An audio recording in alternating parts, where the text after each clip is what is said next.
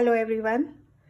Today we come uh, together to talk about Maxwell equations. This is the part 2 of the series of lectures in EMT. In 1864, Maxwell brought together and extended 4 basic laws in electromagnetism. These laws were already existing. What he did was he combined them. What were the laws? Gauss law in electrostatics, Gauss law in magnetism, Ampere's circuital law, and Faraday's law. So he took these 4 laws, and in fact the entire theory of electromagnetic field is condensed into these 4 laws. Okay, so these laws govern the interaction of bodies which are magnetic or electrically charged or both. So, and these 4 laws are basically laws of electromagnetism, and he derived them, as we have already done the first 2 equations, and he summarized them in 4 equations called Maxwell equations. And these equations are the backbone of electrodynamics. And the first time when these equations were solved, they predicted the existence of electromagnetic wave. So, and also they predicted that and they deduced that light is an electromagnetic wave. So, and there was a person called Heinrich Hertz, in 1888. He actually produced and detected these waves. So this theory of Maxwell was experimentally verified in 1888 by Hertz and established the wave theory of light. So now let's come to how to derive these equations. Sorry. So first of all, before deriving the equations, we need to understand again few things. First of all, line integral. What is a line integral? Supposing we have a field. Field is represented by lines, lines of force. Okay, they are passing through a region, and here we have a element, or we have a line A to B, some curve. So I want to see what is the effect of this field lines along this curve. How do I do this? I take supposing it is passing through here. I take the component F along this line here, line element. I'll take a small line element dl. So I'll take F dot dl, and what I'll do, along all these small segments, I'll take F dot dl, I'll add them. That will tell you, and if I add them, I will call this as an integral A to B F dot dl. This is A, this is B. Excuse me for my bad handwriting here. So A to B F dot dl. So this is a line integral. Now if this line integral is closed, if I close it here or like this, it becomes a closed line integral. So this closed line integral, this is also termed as circulation of a field. The field in our case, normally we are taking a vector field. Okay, so a vector field is, in our electromagnetic theory chapter, we talk about vector fields, electric field, magnetic field, etc. So circulation of vector field is given by along a closed loop, this loop, whole thing. What is the field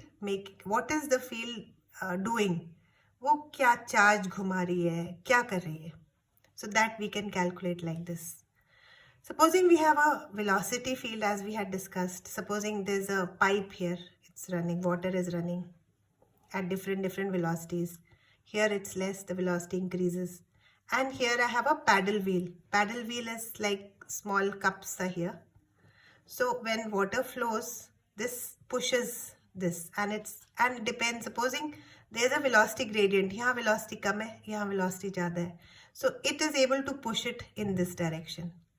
So this velocity field is making this paddle wheel rotate, or circulation is happening. So circulation is a very important property of a field. Now what happens if I take circulation of a field in a very small area, around a very small area? Supposing I have a very small area, tiny area, in which I want to see the circulation. That is known as curl. Curl is what? Curl is circulation of a field around a path which is enclosing a very small area. Mathematically, it is a vector quantity. The direction of a curl is given by the right hand rule. So it is something, it's something like this. Okay, it's the direction of curl is like this. So, and mathematically this all can be proved. Please, we don't have time, but please remember, this is not just I've written it. It's come from a proper logic and proof. So, and how do I define curl, which is going to be very useful later? I can write it like this. To understand this statement, what it means is that curl is a quantity, that is the circulation of a field when I reduce the area, like circulation of a field which is around an area which is very small, delta S tending to 0, and this is the circulation. So this is curl. And using the definition of curl, we can define something called Stokes' theorem, which is again very useful. What is it saying? It's saying that if I add all the curls in, supposing there's a big area here, and if I add all the curls, small, if I divide this into small areas, and if I add all the curls here, like this. So what happens is, normally this comes here, and it goes in this direction. Here it goes in the opposite direction. So it cancels. Similarly, this cancels. So what is left is only the circulation around the bigger loop. So if I add all the curls in and total add all this surface integral, add all the curls in this area, small areas, what will I get? I get a circulation around the big loop, depending upon which direction. That depends on many things. So this is known as the Stokes' theorem. That will come out to be pretty useful as we go along. So Stokes' theorem is basically from the definition of curl. So now using this, we go to Maxwell equation number 3. Now Maxwell equation number 3 is related to Faraday's law of electromagnetism. Faraday's law, to understand that, you have already done this in, I think, 12th or 11th.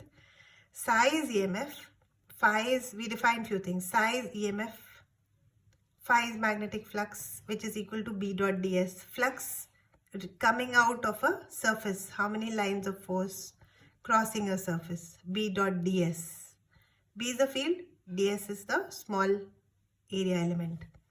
B, magnetic flux density. H, magnetic field strength.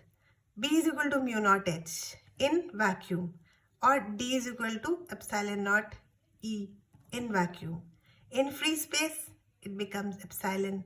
In any medium, it becomes epsilon.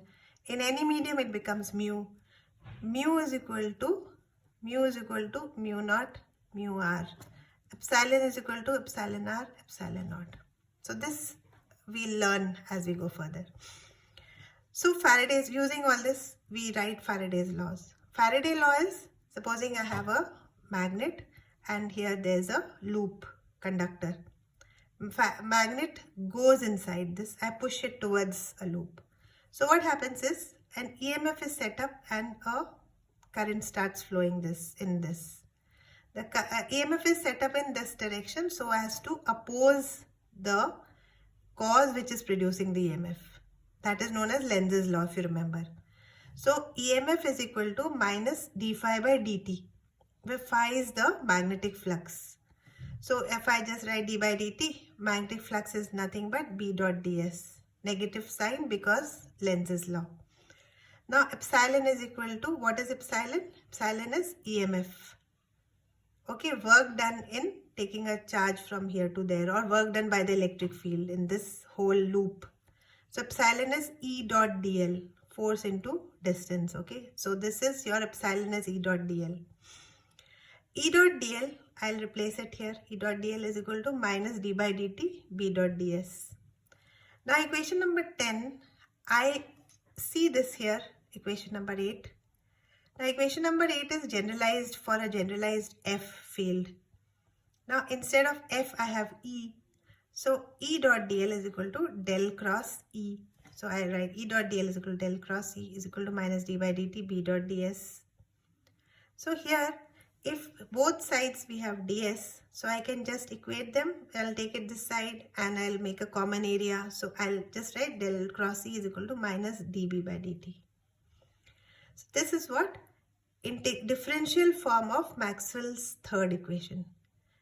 And this is what integral form of Maxwell's third equation, which is nothing but Faraday's law. So very simple. Thank you.